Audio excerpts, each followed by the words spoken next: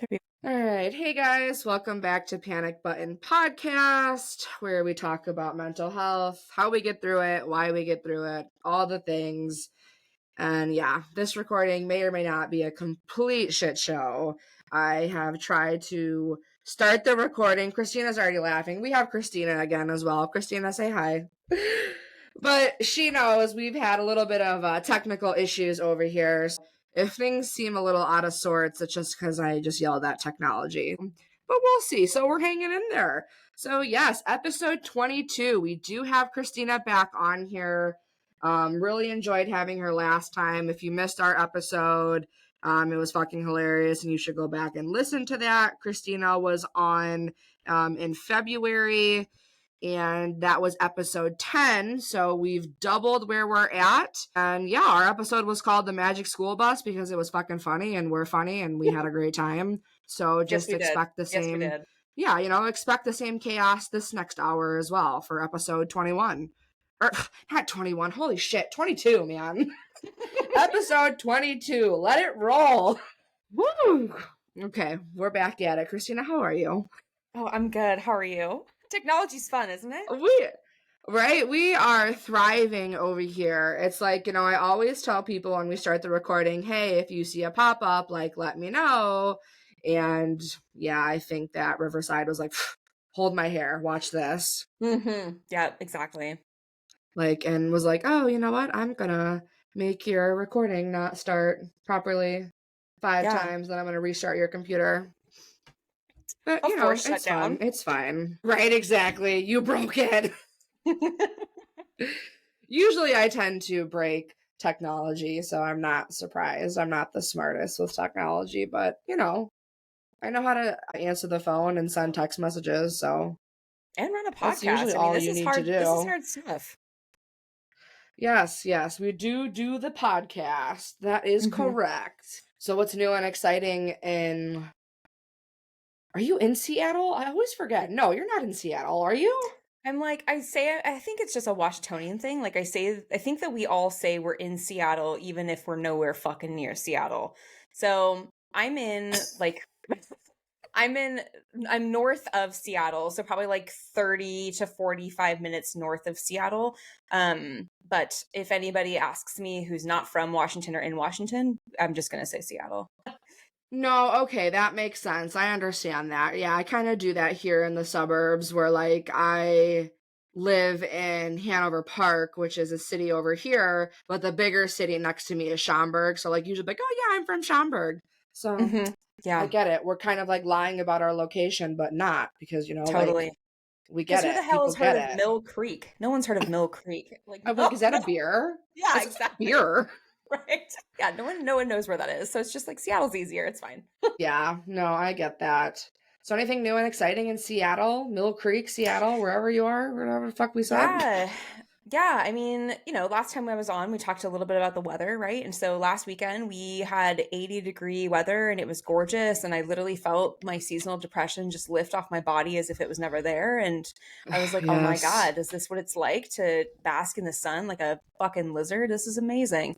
And I want to be a fucking lizard all the time. Yeah, it's phenomenal. Loved it. And then, as soon as we all got used to the weather being super nice and warm, it turned back to, 50 degrees and raining constantly. And, you jinxed it. Then, yeah, we jinxed it. And I think we all in Washington just kind of regressed back to having seasonal affective disorder.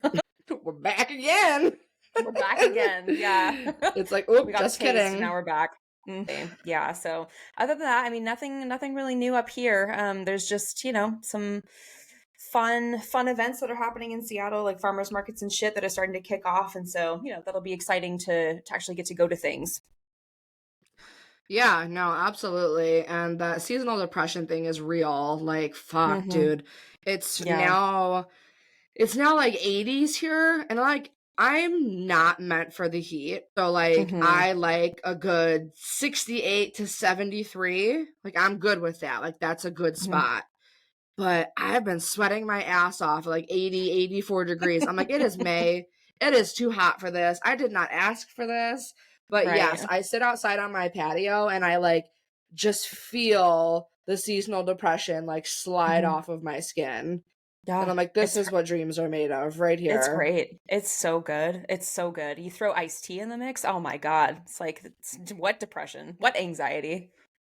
Seriously. It's like, new me, who dis? Exactly. Like, it's the best thing ever. Right? Like, honestly, if we could bottle, really, really nice weather and take a little pill, like, wouldn't that be cool to just take one of those every day? I mean, I have other pills that are supposed to do the same thing, but yeah.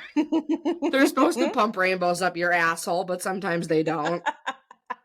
You know, Yeah. Yeah. Yeah. Or you could get and prescribed like too much jumping and it's onto, awful. right. Yeah. I mean, jumping onto that, like, obviously, if you've been listening this far to my journey, you know that I have had a interesting experience where I was on Lexapro for 7 years and then it just like stopped working. My body just changed for whatever reason. A lot of life events happened. It just wasn't doing what it needed to do. Spoke to a psychiatrist, switched to Zoloft, yada, yada, long story short. So if you've caught up that far, you know that I have been on Zoloft for a couple months now. And I have I had like a terrible time recently. Like 2 weeks ago, I was at 150 milligrams of Zoloft, like full transparency. I don't care. There's nothing to hide here. Yeah. Who gives a fuck? It's fine. And and my psychiatrist was like, we should, because I was at 100 and we upped it to 150. And she's like, because I was still having a lot of anxiety for a couple days on and off that wouldn't go away. She's like, I think that you should raise the dose. And I'm like, okay, like, whatever, you're the professional.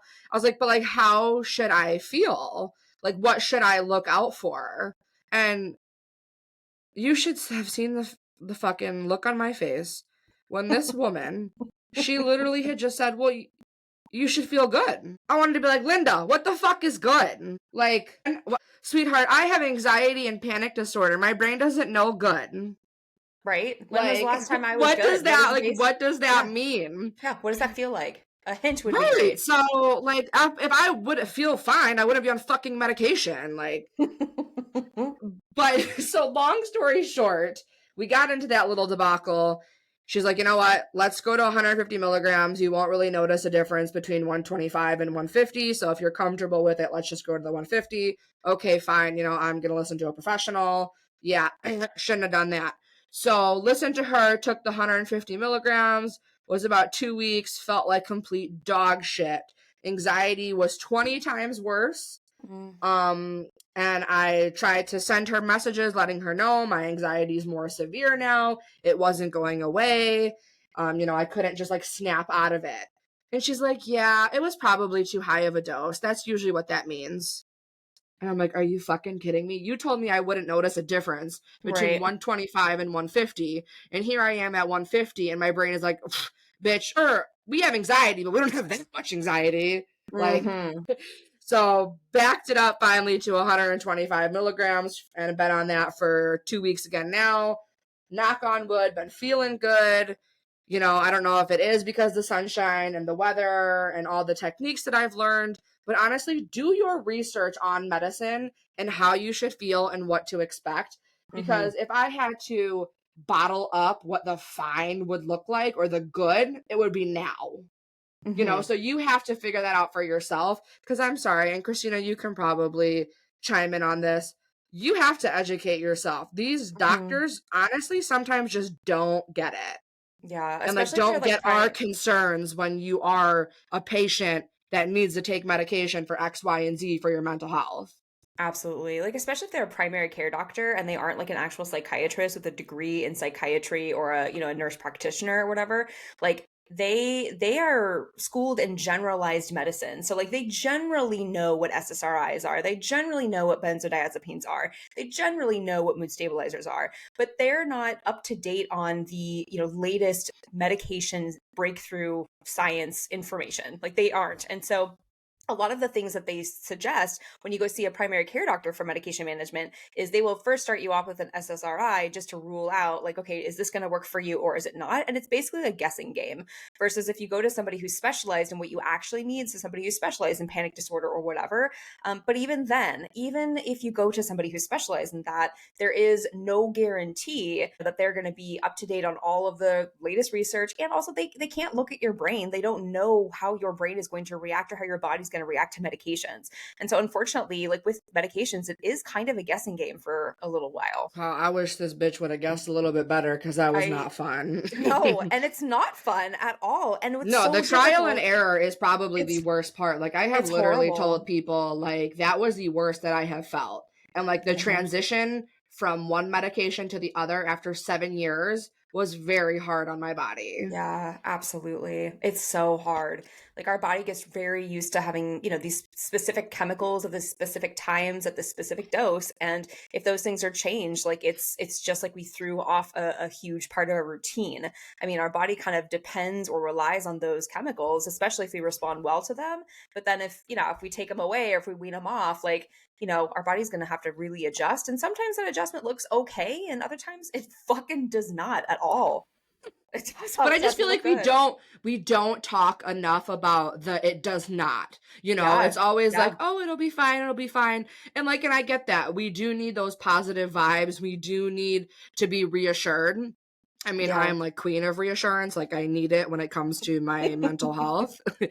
But like, we don't talk about, like, it could get really bad before it gets Yeah. good. Yes, absolutely. Well, and especially with some medications, like there's a 5 week like period of your body has to get used to the medication. And so you won't actually see the full therapeutic benefits until 5 weeks after you start taking a medication. So for example, like even with Prozac, like even if you start off at like a pretty low dose of Prozac or Zoloft or some SSRI, typically it takes about 5 weeks for the full therapeutic benefits of the medication to kick in. So for 5 fucking weeks, you might be struggling. You might have increased like suicidality. You might feel feelings that you've never felt before that feel terrible. You might physically be crawling out of your skin. And it's so hard to know in those moments, is it the medication that's not working or is it my body just getting used to it? Like what the hell is happening right now? Yeah, it is a fucking trip. That is for sure. Like, I Yeah. am very fortunate I'm on the other side, but that was not a fun 2 weeks where my brain was just Hmm. like, this is too much. Like, I Yeah. had a terrible migraine that lasted days and days. And like, I'm the type of person that, like, I have anxiety when my physical health is like not good. So the fact that like I had like an excruciating headache, I'm like, this is how it ends. Like, Hmm. this is, Yeah. we're going down. Yeah. Like, so yeah, that shit is not fun. Yeah, and some people are super sensitive to medications as well. Like I am very sensitive to medications. Like I can tell if I've missed, anything or if I, have accidentally taken too much of something, like I can tell. My body will immediately tell me. And a lot of other people like don't have that. A lot of other people are not as sensitive to medications. And so doctors don't know, like, oh yeah, no, you're going to be fine. Well, you don't live in my body. You don't know if I'm going to be fine. But you can say Right. generally people who take this are fine. But you as the patient need to, kind of like Jess was saying, like you need to really educate yourself on what does not being fine look like, and can I survive that for, 3 to 5 weeks. Right. Cause it's like, I had a conversation with my psychiatrist at one point, and she was like, the medication is not going to make the anxiety ever fully go away. Like, that Hmm. is not the point. Obviously, like, part of our brain needs anxiety, but in, a realistic way, if Yeah. whatever, you know what I'm talking about. If we get scared or Yeah. something, all that Yeah, to bullshit. I alert don't you know. of I can't danger. can't relate, Yeah. but right. Yeah, exactly. So, like, we need that instead of being a part of the frequent flyer club like myself. We need Mhm. those senses to be there for actual danger and stuff like that.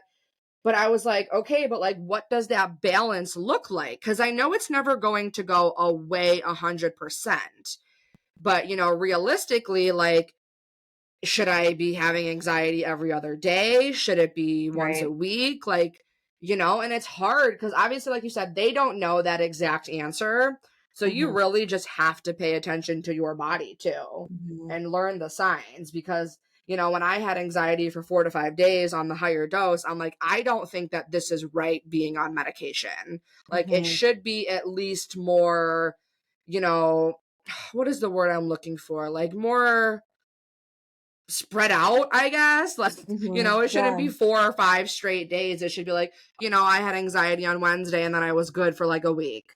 Like, I expect a Yeah. little anxiety here and there, but like 4 or 5 days straight, to me, that's not manageable. So like, what is the point of being on medication if we're not going to manage it? So that's when I had the conversation with her where I'm like, something is not right. Like, yeah, no, I'm tapping out. Yeah, absolutely. Well, and I remember I had a similar experience when I was first starting ADHD medication, and they had me start off with Ritalin, which basically is meth.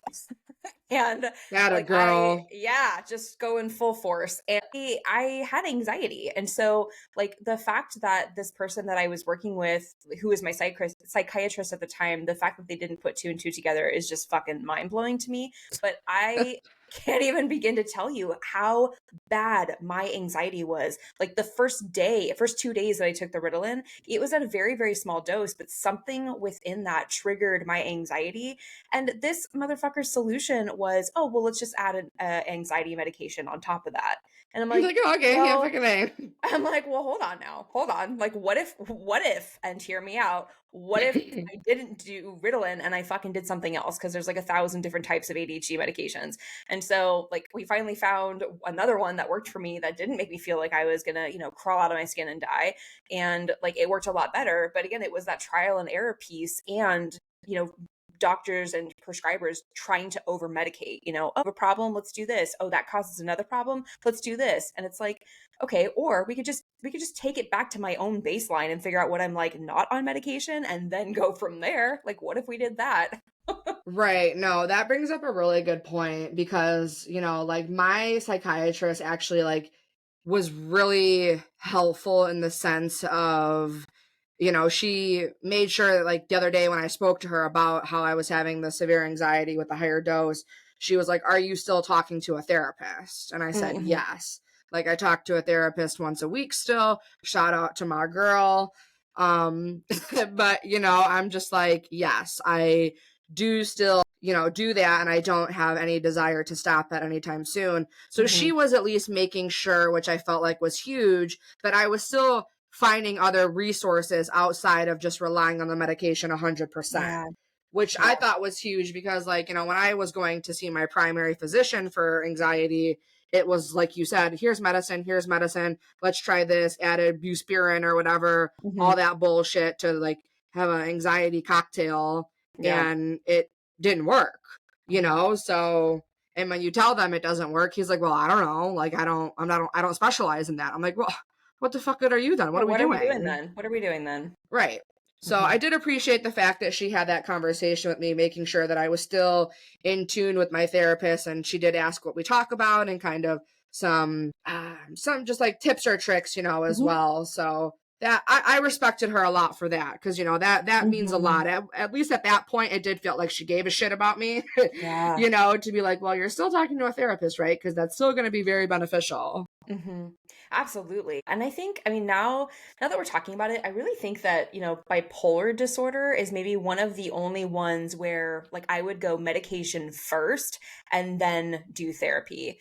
Because with bipolar disorder, there's very specific medications that limit like how intense the manic and depressive episodes are. And so like if you're in like a depressive episode, you're not going to go like chances are you're not going to want to go to therapy. You're going to be too depressed. Right. You won't be able to get out of bed. Sure. And if you're, in a manic episode, you're going to feel too good that you're going to be like, I don't need therapy.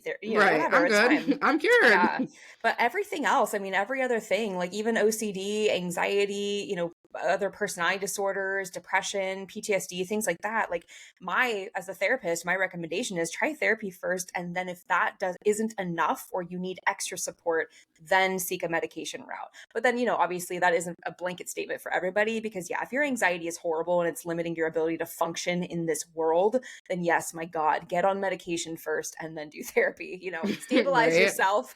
Exactly. And that's again comes in with you need to know and recognize how you handle things and what that fine/good looks like for you. Definitely. And just being realistic and honest. Like, I'm fortunate enough that I've never been I'm not functional. I mean, I'm very fortunate of that, but I also do a lot of not realization, but I'm very aware of myself, if that makes any type of sense. I don't even know if that's the right fucking word to say. Yeah. But I just, I pay attention to my needs and how I react in my body and how things work. Sometimes probably too much, which is why I have severe anxiety, but those are the things we have to do because you have to be that advocate to yourself for what you need and what's going to help you get there. Yeah. I mean, ultimately, you are responsible for you. At the end of the day, you are the one who's in your body going to sleep at night with yourself, right?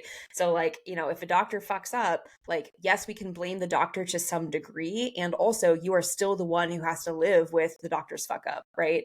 So, it's just really hard out there for people who are, wanting medications. And I view medications very much as like a cast for a broken arm. I don't know if I've used this analogy on here before, but if you break something, if you break a leg, an arm, whatever, and that needs to be stabilized enough for it to heal properly, that is how I view medications for the most part. Obviously for bipolar disorder and more intense things, again, you need the cast for the rest of your life. You need that medication. But sure. For other people, who the tools in therapy that you learn, they may not be able to grasp onto anything just because you're not stable enough or there's not enough stabilization. And so medications in junction with therapy is one of the most amazing tools. And so, I view it very much as a cast, a very temporary one where it's let's get you stable. Let's use this medication as a booster for then, grounding yourself, learning tools, things like that. And then we can kind of reassess. Yeah, no, I completely agree with that. I love going to therapy. I stopped for a while, but it even makes me feel good when I talk to her and I'm like, I have nothing to talk about. I'm Isn't okay. that the best? Okay. Right. That's a good thing. Do you have these experiences when you're in your therapy and you're like, okay, I actually am at a really good place right now. I don't have anything to talk about. What does your therapist do with that information? So usually she asks me how my week was and what had happened. I think probably trying to find a situation that could have caused me anxiety that I overcame to show me hey, if you were in this situation that weeks ago would have stressed you out and now you're saying you had a better week, look at that progress. That situation that you were in did not cause you that same distress. So look at you now. So that's kind of what she took with it. And I appreciated that because I think sometimes it's hard to see the progress that you have made. Definitely. Besides oh yeah, I feel fine. She's but that situation that you were in, whatever it was, would have gone the other way 2 weeks ago. Would have crushed you. And right. Yeah. Absolutely. Yeah, so I kind of appreciate the validation. It's kind of nice to know that you're not completely batshit sometimes. Because I know it's hard for therapists to not really give you grace. I understand they give you grace, but my therapist is a little rough around the edges sometimes where she definitely calls me out on my shit. And usually I'm always wrong to her. And I always joke with her. I'm you're going to be mad at me, but and then she just just looks at me and laughs. She's I'm not mad. I'm yeah, okay. Right. Yeah, we fuck around for sure. But that's so important to have in a therapist, though. Somebody who can give it to you straight in a compassionate, caring way of look, I'm fucking being real with you because I care about you and you're going down a really shitty path. And I just want to point this out because if, we're still working together and you end up going down this path I didn't want you to, or I didn't feel it was good enough for you, I don't want to sit here and say, oh, well, I should have said something earlier. Right. I love that therapists take the difficult conversations seriously and actually advocate for what they believe is right, even if it might in the moment maybe hurt their client's feelings. Not hurt their client, but hurt their client's feelings. Yeah, no. Yeah. Fuck you. Yeah. No, I totally get it. And I think after you and I recorded our first episode, I actually did talk to my therapist and I was I have to ask you a question. And she's odd, what? And I was do you battle anxiety? Do you have anxiety or anything along those lines? And I think I hyped myself up so badly for her to say yes. So I could be oh yeah, one of us, and she's no, I don't. And I was fuck. So, but to me, that did get me thinking. It's not I view her differently or anything, and she's still phenomenal. But, sometimes we do talk about, and I think you and I have mentioned this before, just, it is beneficial when your therapists have gone through something similar, or if she battles anxiety herself. And I'm not saying that she is incapable of understanding how I'm feeling, giving advice along anxiety, panic, all of the things, because obviously that's what she went to school for.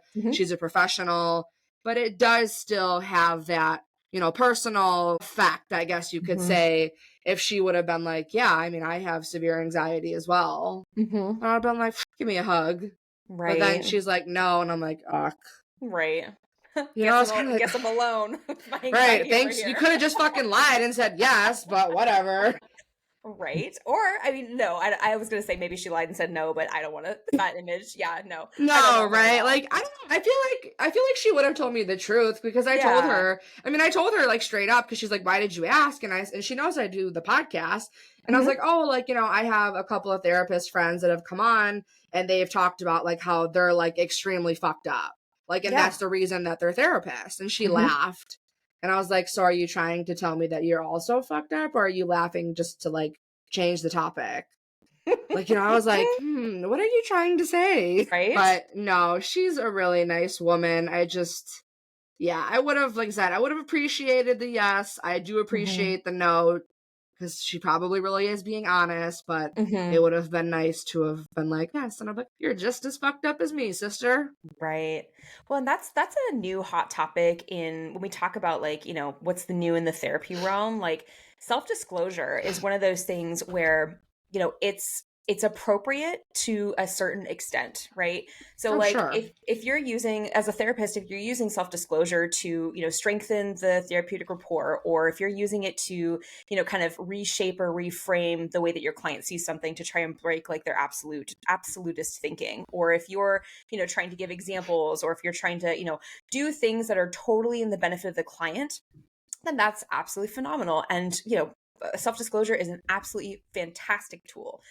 And also, there are some horrible therapists out there who take self-disclosure way too far, and then they make the session about themselves, or they change the dynamic. Oh, sure, I can see that. Right? So like, so for example, a bad self-disclosure would be just if you went to your therapist and we were like, hey, so, had a couple therapists on who were fucked up and they were telling me about their anxiety and I want to know if you have yours.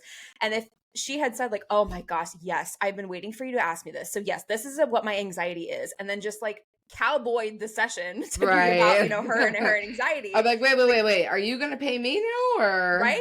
100%. Yes. And so, yeah. So, I mean, it's a really delicate balance, but it's interesting because if you ask any other therapist, what their opinion is on self-disclosure, every single therapist has a different opinion on it. It's pretty wild. Yeah, I mean, I guess I could see both sides, because, that is your job. That's your career. And, same with me, in any career or whatever people do, you do have to put up that professional front and, decide what you disclose with people. And yeah, it seems like it would be a double-edged sword. So like you said, you do have to know where to draw the line.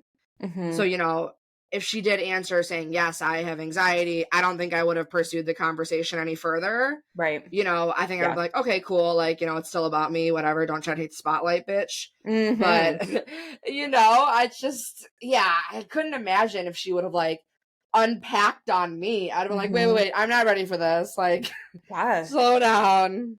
Yeah, I now have more anxiety. Thanks. Yeah, seriously, I'd be like, I don't know what to do with this, and you're making me fucking nervous because I'm paying to talk to you about my shit, and I cannot handle this. I was not prepared for this. Yeah, absolutely. No, it's nuts. I mean, and again, talking about self-disclosure, like I think that my balance that I have found is my clients know a decent amount about my life, but they don't know enough to like ask me specifics about it, right? So like when I have big life events, like, I take time off because I'm going on vacation, or I got married, or, if I had like a pet die or something like that, where I have to like, it impacts my ability to work. They know about it, because I'm not going to be like, oh no, I'm sick, when really I'm like, crying over my dead animal. Right. Like I don't feel like that's very fair. So like, for me, like that is when kind of the self-disclosure comes in, of like letting them know what's going on in my life. But then also I use self-disclosure to really build that therapeutic alliance. So like if if clients, say like, oh yeah, I'm really into, crocheting, I'm really into this or this or this, I'll be like, oh my God, me too. And then I'll kind of talk just briefly about like a project or something just to demonstrate like, this is how into, crocheting or whatever the fuck it is I am. So I pretty much use it for those things. But I've had a therapist in my life where she didn't disclose dick, didn't disclose anything. And I'm like, are you I'm like, even are you real? good there? Or Yeah. like, Right. Like it felt very emotionless and it felt very like just blank slate-ish, where it was like, well, I don't really feel like I can build a relationship with you because you don't feel human, yeah, and So that's not fair to the person, like yeah. that's tough. Like you don't want to completely like be like a gatekeeper of like your life. Like Yeah. that's not how we open up to people. Yeah, yeah, and that's a really good point too, that self-disclosure can be used as an example, of how to like be vulnerable as well. So like if you're disclosing something that's pretty vulnerable because you want to demonstrate, hey, I trust you, do you trust me? Like that's another really good use for it. And so some clients like that's been a really good avenue for getting them to open up or feel more comfortable talking to me if I disclose something about myself, and especially if they ask. Like that's a really good tool. So I have to ask you, have you ever had a client ask you if you battle any mental illnesses? Yeah, definitely. I've had a Oh, few fuck. clients. Yeah, I've had clients who have asked me, like, "Oh my God, you just seem so put together. Like how do you even like handle everyone's shit? Like how are you even a therapist?" And I'm like, "Oh, I have no idea. I have no idea. Sorry. Did you need an answer? I don't have one." Like Oh, I've fuck. definitely I haven't shared any like severe mental illnesses, haven't shared like severe things. No, definitely none of my trauma in my life, but I've absolutely shared like, yeah, oh, I've definitely had really bad bouts of anxiety, or oh yeah, I definitely see a therapist, things like that, to where, they kind of feel like they're not alone. Right. Kind of like what you were looking for maybe with your therapist. Right? Yeah. Thanks. Rub it in.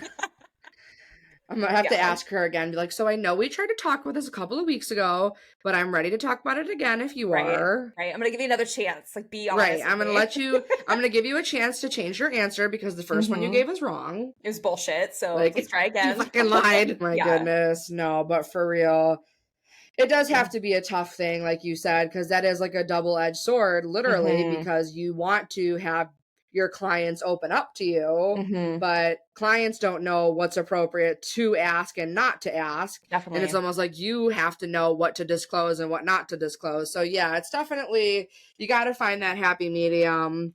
But Hmm. yeah, I mean, I always think like the best therapists are the ones that you could shoot the shit with a little bit. Like, it's, Yeah. we're all going through it. Like, Definitely. it's, we're all trying to get to the other side. So, Yeah, well, and especially like with the, the pandemic, right? Like it wasn't a situation where it was, oh, my client is dealing with their personal issues, and I can't relate to them at all.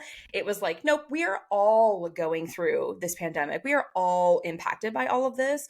And like I felt like in my therapeutic relationships, like that really strengthened it to be like, oh yeah, look at us fucking wearing masks because the world's falling apart. Like this is awesome. Like I mean, obviously it wasn't a good thing to have happen, but in terms of like, building therapeutic rapport, it was really nice just to be like, yeah, no, you're for sure not alone in this, because like the pandemic is affecting all of us all equally, right. yeah. Yeah, we're all a little fucked up now. Thanks.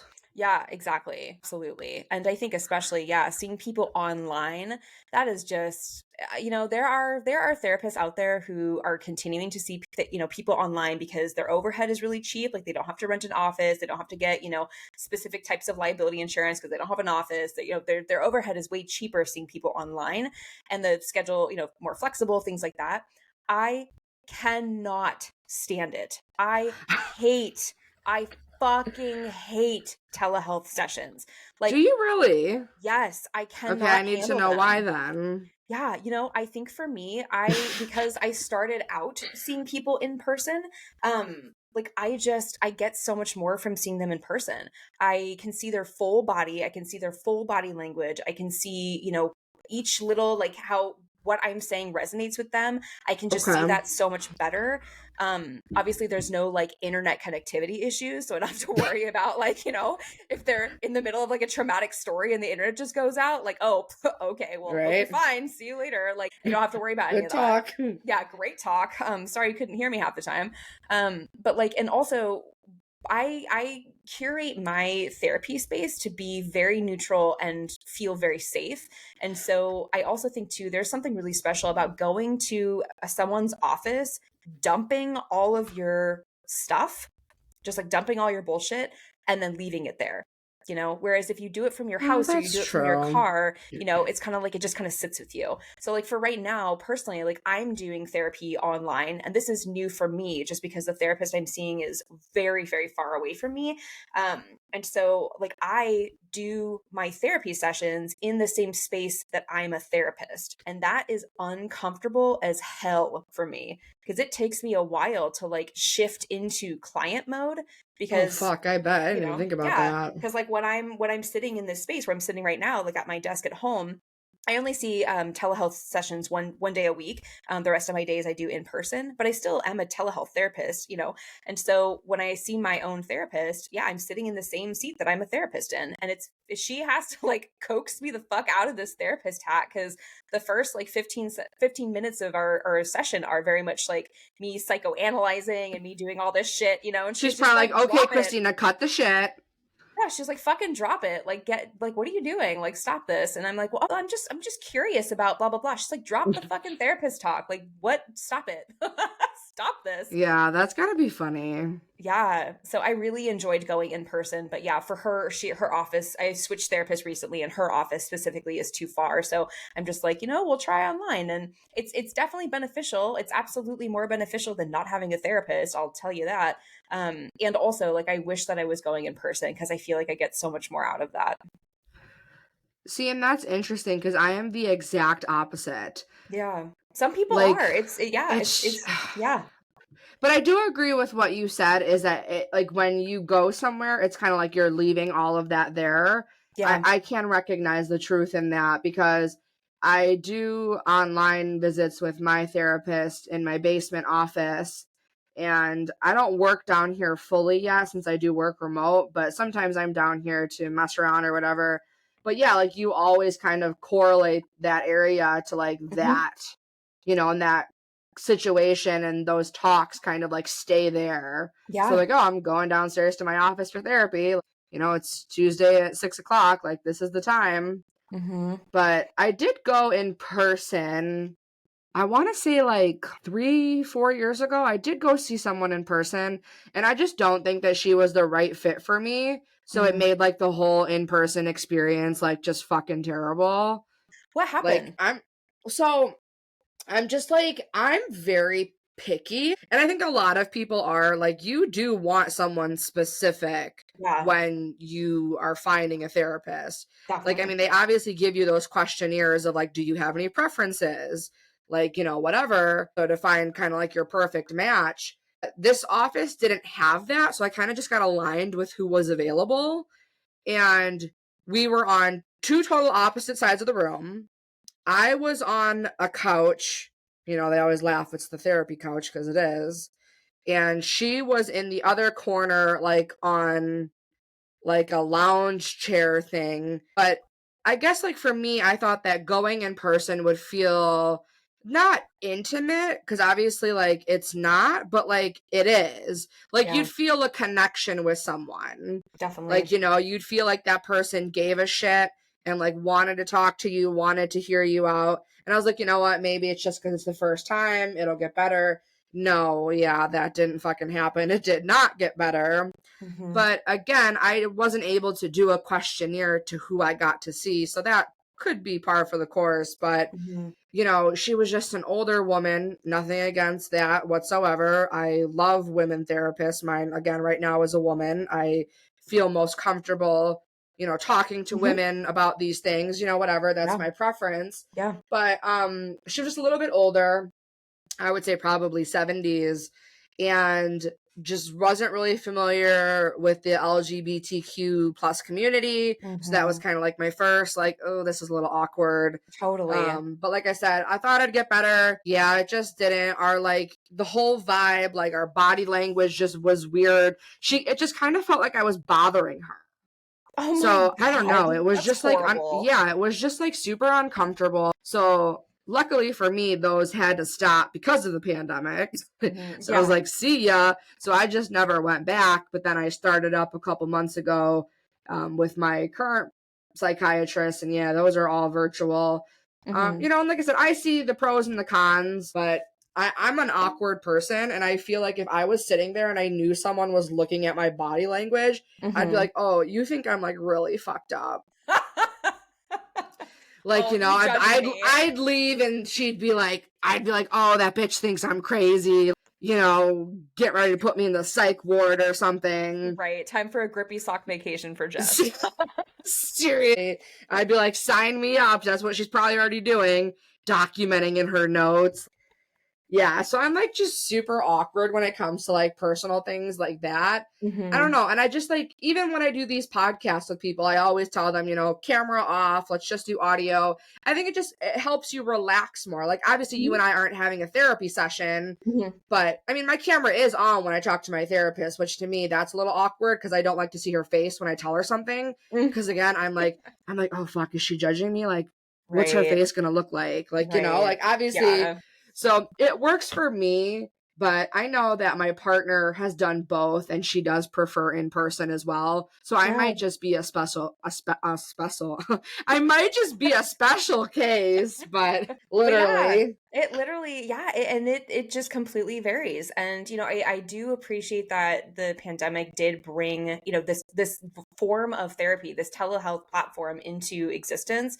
Because I mean, as an EMDR therapist, like we were not told that we could do EMDR therapy online. We were taught that EMDR therapy only could be done in person. And so because everything was switching to online, I bet your ass that those fucking researchers got to work and were like, well, this is how you can do EMDR therapy online. And so, it absolutely was amazing because now things are much more versatile. You can, if for some reason you can't make it into session, let's say that you're, feeling super sick, but not sick enough to not go to a session, and your therapist doesn't want to get sick. So, we can switch the session to telehealth and it'll be fine. So it definitely gave us more options. But yeah, no, my preference is absolutely in person. 100%. Yeah, because you like to judge everyone, I guess. I love it. Oh god damn, I love judging people. No. No, it's just really fascinating. Like I think I very much view myself as a somatic therapist, meaning just somatics, meaning your body. Like I very much include like body and movement and just taking cues from our body into like the work. So like when somebody yawns or when somebody sighs or when somebody shrugs or they raise their eyebrows or any sort of movement to me that signals that their body's processing something in real time, like I like to point that out. I think that it's really interesting. I'm like, did you just notice that you said that and you sighed? Or did you notice that you said that and then you took a huge yawn? Or, so I love that. And that's really hard to do online, really hard. Yeah, no, and like I said, I definitely do see that, but from my perspective, again, like I said, I'm just so fucking awkward that this bitch would just be like, no, she's not coming back. Bar her. She's online. Right, she's done, yeah.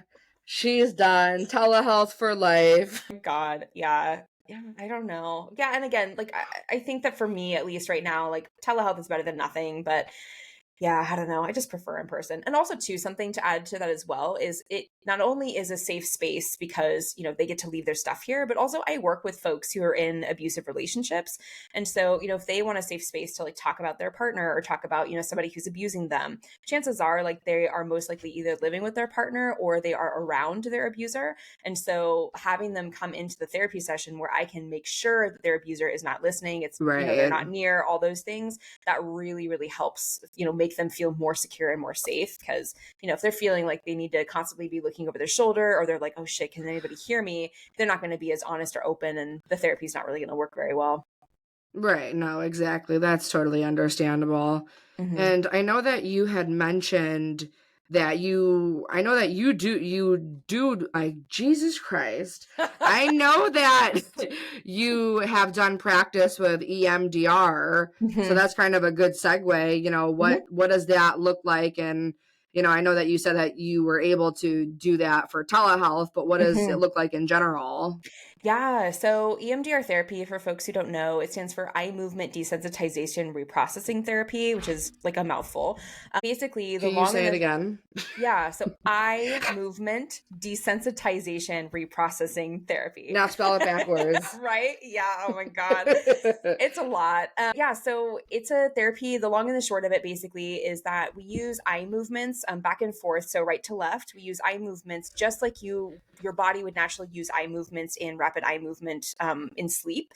So like when you're getting REM sleep, what's happening is your eyes are physically creating some communication between the right and the left hemisphere via your corpus callosum, which is just the bridge between the right and the left hemisphere. And so when we have both our right and our left hemisphere communicating with one another, they're sharing pieces of information. So our left hemisphere holds, logic, it holds facts, it holds, just critical thinking, things like that. Our right hemisphere holds like a deeper connection to our body. It holds emotions, it holds, present moment, things like that. And so if we hold just those things separately, we're not getting the full version of a story. We're not getting our full perspective on how, things we've experienced make us feel, how we feel about them, how we think about them, things like that. And so when we get both sides communicating with one another, we get a more holistic picture on sort of how we feel about the world around us, how we feel about ourselves, things like that. And so with that, we use eye movements to like focus specifically on targets. So targets meaning like very specific memories. So for example, like if you had like a car accident, that's kind of a bigger trauma. Or if you had like an incident when you were younger with your parent, and that stands out as like one of the reasons why maybe you can't have romantic relationships is because this traumatic thing happened with somebody that you trusted, and now you just can't be in a relationship because you just can't trust anyone. Like EMDR can target those very specific traumatic memories to process, and it's a lot more effective than talk therapy because we're actually physically facilitating the communication in your brain, versus talk therapy, which can elicit a lot of processing. But if your trauma is so deep that your brain has somehow blocked that out, it's going to be very, very difficult to access just via talk therapy. So EMDR is really recommended for folks who have had deeper traumas, like a history of chronic trauma. But I mean, it really can help with absolutely anything. Damn. Yeah. And so so to answer your actual question, so what a session would actually look like for EMDR therapy prior to COVID, and I speak very, very vaguely, I can't promise every EMDR therapy would do this, but the EMDR therapists that I worked with, and myself included, we would get real close to the client and we would wave our fingers in front of their eyes to facilitate that eye movement. But since COVID, like we don't want to sit super close to people. So a lot of therapists have what are called light bars, which is just like literally a horizontal line that has a light, like a LED light that goes from left to right on this bar, so clients can follow that with their eyes. I have what are called tappers, and so they're just little vibrating like wrist bracelet things that alternate the vibrations between your right and your left hand. And so I have my clients wear those pretty much throughout session regardless, just because I feel like it helps ground them. But if we're doing actual processing, then I just have them follow the vibration with their eyes. So they're doing eye movements regardless. But the eye movement stuff doesn't happen right away. So if you're, first seeing an EMDR therapist and you're like, oh, I can't fucking wait for my session, chances are you are not going to jump into eye movements in the first, second, or even third session. Your therapist wants to get to know you. They want to do history taking, meaning, I know, I'm right? just kidding. Boo, right? Yeah, boo, boring shit. Yeah, they want to get to know you. They want to, really make sure that they are able to see you as a holistic person, and then can kind of hone in on the specific issues that they want to process. And also they need to be able to evaluate, can you handle processing? Because processing is a lot. Some people would say that one session of EMDR therapy is equivalent to 2 months in talk therapy. So, I mean, it's emotionally a lot. And so if folks don't have the proper coping skills, then that's typically where therapists will start. They'll be like, you know what, let's work on coping skills. Let's make sure that you can handle really difficult stuff if it were to come up. There's no guarantee that it will, but if it does, like we want to make sure that you can handle it. And so that's kind of where you would start. So do you, when you're starting the eye movement and you've passed all the other get to know you bullshit, whatever, Mm-hmm. do you so how does that work? Like, cause I'm trying to I know you said you put the things on people's wrists. So are you asking questions when they're supposed to be moving their eyes? Great question. Typically, like me and the client will have come up with like a target that we think is really good. And a target means like a target memory. And this can vary from different EMDR to EMDR therapist, but typically how it's done is you identify a memory. So let's say, my mom, I don't know. I don't even know. My mom, just like mom stuff. Your mom did something weird. Bitch. Yeah, bitch. And it just bothered you. Let's say that you walked in on her having sex or something weird, like something pretty traumatic, right? And you're Sure. like, oh my god. So if we focus on that as the priority, as the target, then what we will want to come up with is, what is a negative thought you have about yourself when you are thinking about this? So typically those can look like, I'm not safe, I'm not good enough, everything's my fault, things like that. So really, really bad thoughts that you have about yourself when you think about the trauma. And then from there, we would then get sort of like a distress reading. So like when you're thinking about this now, like on a scale of, 0 to 10, 10 being the most distressing thing you can think of, how do you rate this? So we kind of just get like scientific sort of evidence of like, where are we starting from, so that we have something to refer back to the next time we try and take, the distress level to see if we're actually moving the needle at all, if it's actually getting better. So when we have the target all picked out, we got the negative cognition, we got the feelings in the body, we got all that good stuff. Then we basically say, I want you to think about that. And we talk about everything we just talked about, the negative thought, where you feel that in your body, things like that. And I want you to just notice what comes up for you as you like look at the tappers. And so depending on what comes up for the client, and the therapist obviously is trained in how many, passes, how much time goes by and all those things before they stop. Typically it's about 20 seconds. The therapist will then ask, okay, so what are you noticing now? And it can be like the last thought that they had. It can be a feeling that they have in their body. It can be an image that popped up in their mind. It could be something. They say that. And then either the therapist can comment on that. So use what's called like a cognitive interweave to sort of like reshape sort of this thing, or they can just say, okay, go with that. And then the person is to follow the tappers again. And basically what this is it's bringing up all these different associated memories to the target. It can, we can have a bunch of other memories about mom that come up. We can have a bunch of other memories about, walking in on people doing weird shit. We can have a bunch of other memories of like, when we're feeling not good enough, or when we're feeling safe, or whatever the negative cognition is. And so we just kind of keep doing that until the things that start coming up for the client are no longer extremely negative.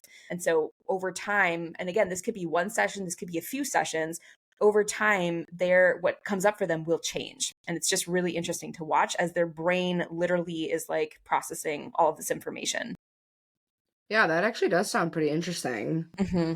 Now, I have to ask, have you yourself done a session like I for have. you? Yeah, I saw an EMDR therapist a few years ago. He was a man. That was the problem. No, I'm just kidding. Usually is. Oh Just God, kidding. no. Him and I, he was just a big old dork, and I had high hopes for him, and it didn't work very well. For me, like, it wasn't a true authentic EMDR process that I give to my like clients. It wasn't that experience of like, oh, aha, oh my gosh, all these amazing things are coming to terms. I make sense of this, all this crap now. It wasn't anything like that for me. It was very much like, I'm annoyed because he's doing it wrong. Okay, yeah. So it was like this moment where I couldn't remove my own therapist hat because I had a very specific way that I do EMDR therapy, and what he was doing didn't make any sense to me. And so that, I think, was probably my own avoidance, just trying to like avoid processing whatever. And so I kind of took that experience to not find an EMDR therapist, because I'm like, oh my God, am I just going to keep doing this again? Like, oh my God. I'm And gonna I therapize my therapist. Totally, yeah, I'm going to judge the shit out of them. They're doing it wrong. I know how to do EMDR the best. So listen to me, just ego shit getting in the way. Right. And so I actually bought myself my own tappers and have done, some self-processing, and that has been extremely helpful. Yeah, it's been incredible. So I kind So of come up you with do the sessions yourself, like for Mhm. you? Yeah, so like I will come up with kind of a target or what was coming up for me, just in my own therapy work. I usually Damn, you're getting Usually, deep over there. I know. So in my own therapy work, I usually come up with like, oh, these are the things that came up for me in my therapy session. I'm going to journal them. I'm going to write them down. And then I kind of figure out, what's the negative cognition or how am I feeling about myself when I think about these things? And then I just kind of sit with that. It's nothing like formal. It's nothing like, a full blown EMDR session. It's just kind of, I wear the tappers and do the eye movements to help me process through, which is a form of EMDR. So it's not a full blown EMDR session. I would not call myself my own EMDR therapist. But I am the I master. am the master. I can do it on myself. But yeah, it's incredibly helpful. Yeah. So not all of your clients do that though, right? Yeah, not all of them. The majority of them do. Like I am an EMDR therapist, so the majority of my clients we do EMDR. But for the most part, for folks who I'm just starting out seeing, again, we don't jump right into EMDR, and actually I kind of assess to see if it's appropriate for them based on what they're coming in with, and where they're at and their coping skills, and if they've had therapy before, and what that experience was like. And so yeah, so I'm not constantly doing EMDR sessions, but I am doing mostly EMDR, if that makes sense. So if somebody comes to you and they don't really fit the mold for that type of therapy, are you like, peace? Or like you still will like keep them on as a client for like some time? Yeah, yeah. I mean, especially if we have a really good rapport, like if we get along really well, like absolutely. I We'll get like in. you. You're not that fucked up. You can stay. Yeah, yeah, yeah. Or, I mean, mostly what it is it's they're too fucked up. And I mean that in the kindest way of like Okay. they're too dissociative. So like Okay. Yep. if they're totally not able to be grounded, or they're totally not able to, have any sort of like reflection, or if they don't have any memories, it's not that they're not a great candidate for EMDR. We just have to do a lot of work to make it so that they are actually able to access things that need to be processed. So like to get to And that point, like you yeah, said. yeah. Okay. And depending on, how long that takes, like I have a client that I've worked with for several years, and, he's not dissociative anymore. He's great. And so we sometimes will dabble with EMDR, like we'll pick, things that come up for him as needed, but we don't do constant EMDR sessions. And so what I really love about EMDR too is that it's very it has a strict script that you're supposed to follow, and also it can be pretty loosey goosey. Like it's kind of one of those things where if you've mastered it and you know it backwards and forwards, like then you can play with it. And so it's pretty adaptable to any other therapy. So like if you're a IFS therapist, and which is an internal family systems therapist, you can be an EMDR therapist and incorporate IFS components to that. Okay. Yeah, that actually is pretty interesting. Yeah, like it's great. And so yeah, so not every client is going to be appropriate for EMDR based on their level of dissociation. And and that's totally fine. And so we'll kind of then just continuously reassess, if you're getting better, now are you a candidate for EMDR? Or perhaps, if you're getting better, maybe some other type of therapy would be beneficial for you. Hmm. Yeah, no, that makes sense for sure. And then I guess like the other thing that I was thinking of is people that go through these sessions, is it usually the same topic for a while? Because I know That's that you were saying it's like yeah. a traumatic event. So like let's Mhm. say, you know, with my dad passing away, Yeah. but let's say that's just one of like a couple of like traumatic events, whatever. Mhm. How frequent do you say that you have to do sessions on one topic, or like how do you even navigate that? Yeah, so it really depends on like what associations are coming up. So typically if we are doing something that involves, childhood trauma, the chances of us clearing that, meaning like, completely processing that to the where it doesn't impact you negatively, the chances of us completely processing that in one session it's probably pretty small. The chances are very small. But if it's something like I don't want to say a death, maybe if it's like a death of like a distant relative or something, where you're finding yourself like, yeah, I'm really really upset, but that's because I had a memory with this person and it was really positive or whatever. If it's not somebody who was like extremely close with you, you could probably clear that in one session. If it was like a car accident or something big where nothing prior had happened to you like that, but just, obviously the car accident itself was very scary, you could most likely process that in maybe one or two sessions. But if what happens, if you find, that the negative cognition or the negative thought about you have about yourself when you're processing something is I'm not safe, let's say you're processing a big car accident, and the thing there is like, I'm not safe, I'm gonna die. If you start processing and lo and behold, you start finding that this client actually had multiple near-death experiences in their life, or they had many, many moments in their life when they were growing up because maybe they grew up with an unsafe person that they didn't feel safe, then that car accident is not just going to be the car accident. It's going to be connected to all these other associated memories, which is why it's so important to take a complete history of your client before you start doing EMDR, because you can't just fucking jump in and be like, oh yeah, no, just a car accident, that's not a big deal. No, you really don't know. Like you got to make sure that you because that know sounds your like you're just client. going to open up a can of worms. Exactly. And does your client have the fucking ability to close that can when they're not in session with you? So it's super important not to skip the what's called history taking phase. Do not fucking skip that part. It's very important. But yeah, it truly varies. It really does. And especially if folks have had like therapy before, so they've done a lot of self-healing work before they even come to an EMDR therapist, the memories are going to clear a lot more quickly. But if this is the person's first time in therapy, it might just take a little bit longer for stuff to clear through. Yeah, no, I mean, that absolutely makes sense. And it's funny that you kind of went that route with talking about like opening up a can of worms, because as you've been discussing this, I'm like, here's the anxiety, paranoid person in me where I'm like, what if we're doing an EMDR session and you made it worse? Yeah.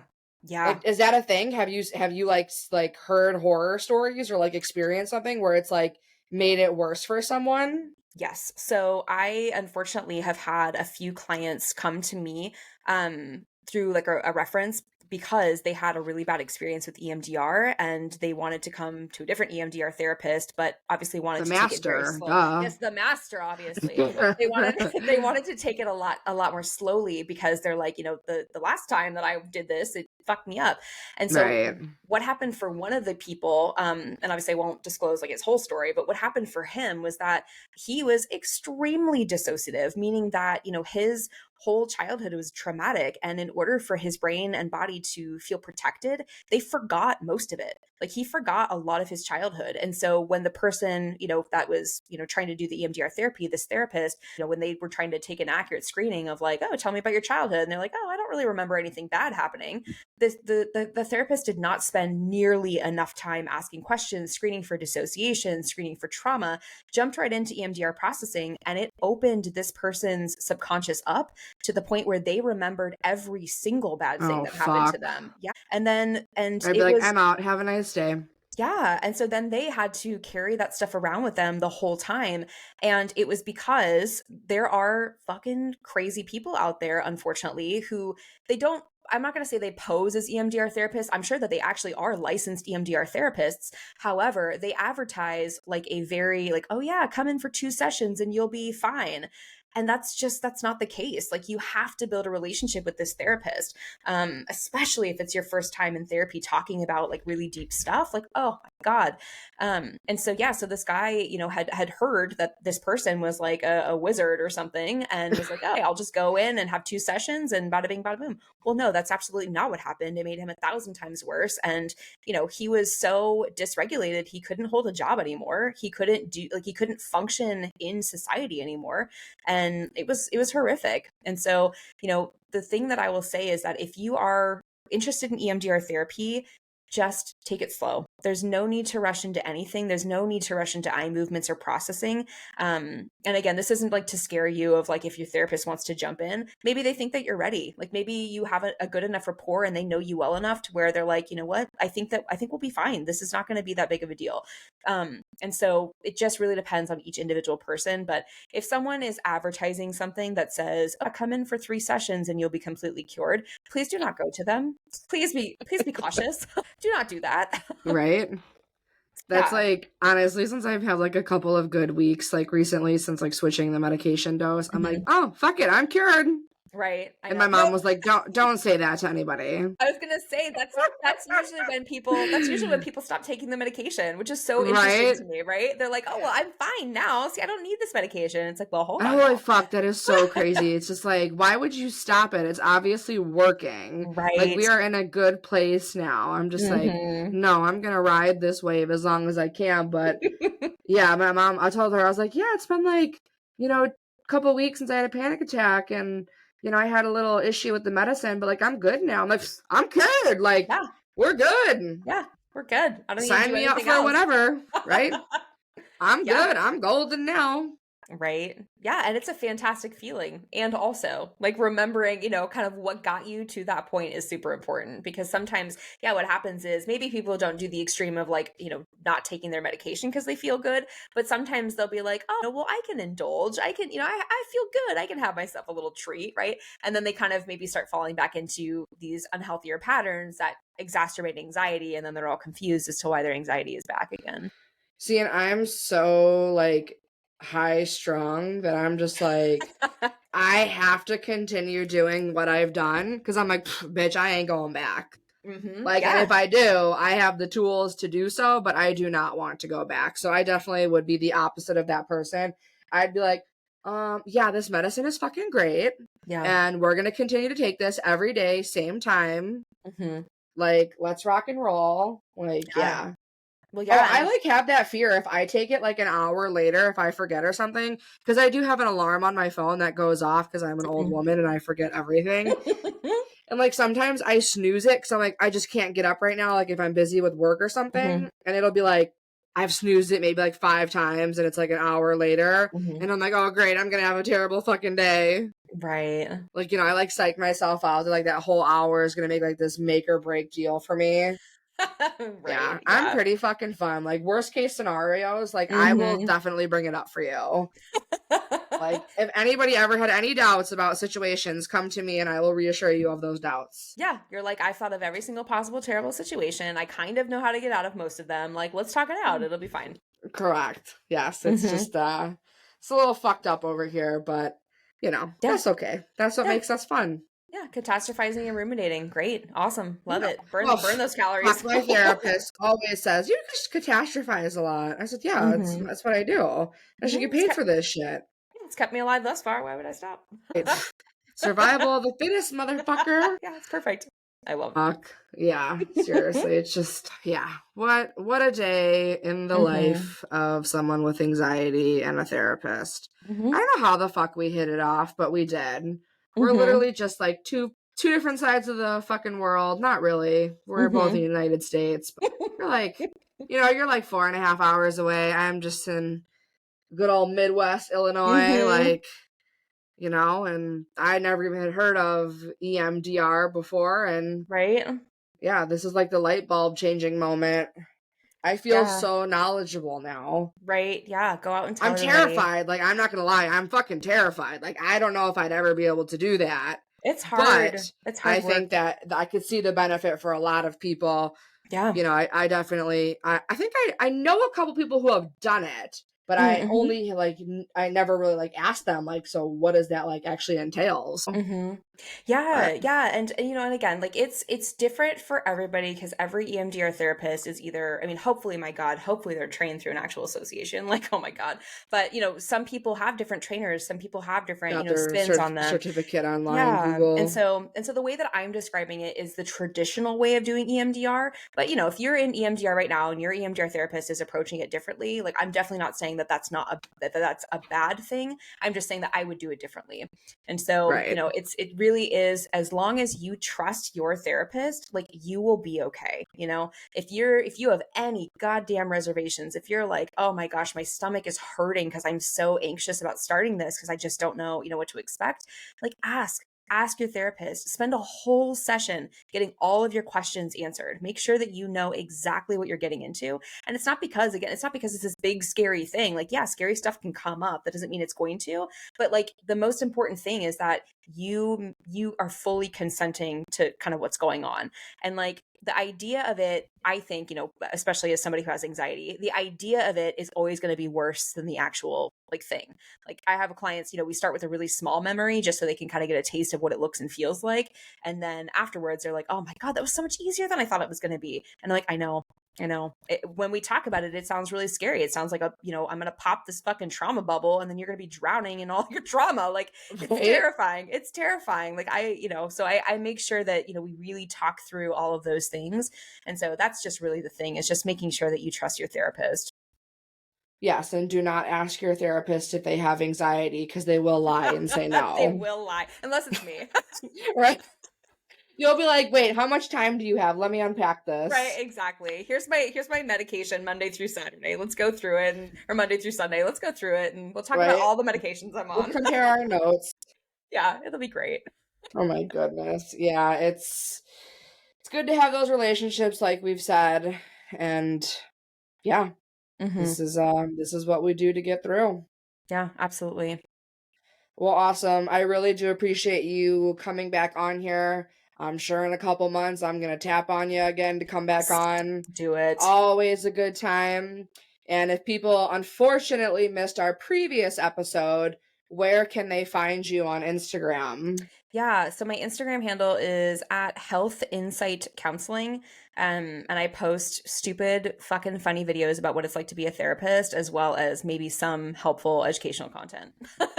But mostly just funny shit. Mostly funny shit, yeah. Yeah, it's a good time. I usually reply or acknowledge something that Kristina posts throughout like the week, at least, for sure. Yeah. She gives me a good laugh, so. Excellent, yeah. All right, well, like I said, I really do appreciate having you on here. Definitely more to come. Always good conversations with you. And like we Howie, oh my God, like we Howie, I cannot talk today. Seriously, they're gonna be like, "Are you good?" Like, fuck, man. Yeah, like, you know what? I am good. That's the problem. I'm usually better when I'm more anxious. Right? Yeah. Yeah, it's Riverside's fault and Zoloft's fault. It's everyone's fault. True that. If I gotta blame somebody, we can blame them. Yeah. But what I meant to say is how we like to end these is we're not going to push that panic button. We're going to figure it out. Thanks, Kristina. Yeah, thank you, Jess.